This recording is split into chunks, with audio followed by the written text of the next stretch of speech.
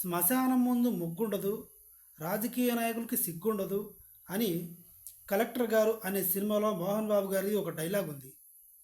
అది నిజమో కాదో పక్కన పెడితే శ్మశానం ముందు ముగ్గుండదు, టీవీ9కి సిగ్గుండదు. మళ్ళీ చెప్తున్నాను, శ్మశానం ముందు ముగ్గుండదు, టీవీ9కి సిగ్గు, శరము, చీము, నెత్తురు ఏమీ ఉండవు. ఎందుకన్నది ఇప్పుడు చూసుకుందాం. పర్మిషన్ లేకుండా మోహన్ బాబు గారి ఇంట్లో చొరబడి ముక్కులో మైకు పెట్టి కొట్టించుకొని హాస్పిటల్ పాలైన తర్వాత మోహన్ బాబు గారి మీద కేసులు పెట్టారు టీవీ9 వాళ్ళు. క్షమాపణ చెప్పాల్సిందే, బహిరంగ క్షమాపణ చెప్పాలి అని ఆయన బహిరంగంగా ఒక వాయిస్ పెట్టాడు. అలా జరిగి ఉండకూడదు, పరిస్థితుల ప్రభావం వల్ల అలా చేయాల్సి వచ్చింది అని ఆయన చెప్పాడు.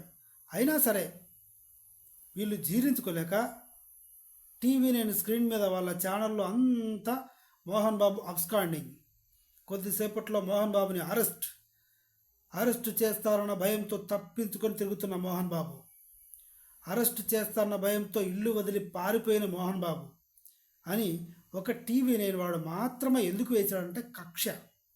ఒక ఉగ్రవాద సంస్థ టీవీ9 అనేది నాకు తెలిసి పచ్చిగా చెప్పాలంటే అది ఒక ఉగ్రవాద సంస్థ.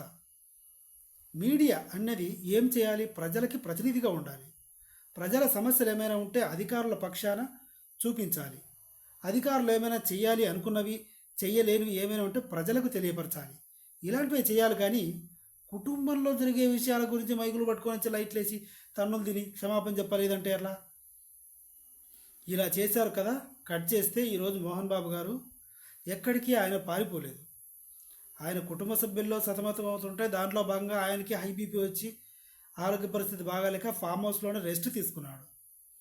ఈరోజు ఉదయం వెళ్ళి యశోద హాస్పిటల్లో ఎవరినైతే ఆయన కొట్టాడో వాళ్ళ కుటుంబంలో వాళ్ళ పేరెంట్స్ని, వాళ్ళ భార్యని, పిల్లల్ని అందరినీ మంచు విష్ణు గారు, మోహన్ బాబు గారు కలిసి హాస్పిటల్లో ఉన్న ఈ పేషెంట్ని కూడా కలిసి ఇలా జరిగి ఉండకూడదు, కానీ పొరపాటున కొట్టాను, నన్ను క్షమించు అని నోరు తెరిచి అడిగాడు. ఇది మోహన్ బాబు గారు. మోహన్ బాబు గారు కూడా మనసులో పెట్టుకుంటే గన్తో షూట్ చేయొచ్చు, లేదా ఇంట్లోకి దొంగతనంగా చొరబడినందుకు, పర్మిషన్ లేకుండా చొరబడినందుకు మోహన్ బాబు గారు కూడా 4-5 రకాల కేసులు పెట్టచ్చు. ఒకటి దొంగతనం కేసు, ఒకటి వితౌట్ పర్మిషన్, ఇలా ఎన్నో పెట్టచ్చు. కానీ ఆయన అవన్నీ పట్టించుకోదలుచుకోలేదు. మీడియా మీద ప్రేమ, అభిమానం ఉంది, కాస్త సంయమనం పాటించండి, చెప్పాల్సిన విషయం అయితే నేనే మీకు చెప్తాను మీడియా మిత్రులారా అని ఆయన చేతులు జోడించి 4 రోజుల ముందుగానే చెప్పాడు. అయినా ఈ సిగ్గులేని సన్నాసులు వాళ్ళ ఇంట్లోకి పోయారు. ఇదనమాట జరిగింది. మొత్తానికి వాళ్ళ బుద్ధి కుక్క చూపించింది, పులి బుద్ధి పులి చూపించింది. వీడియో నచ్చితే సబ్స్క్రైబ్ చేయండి. Thank you.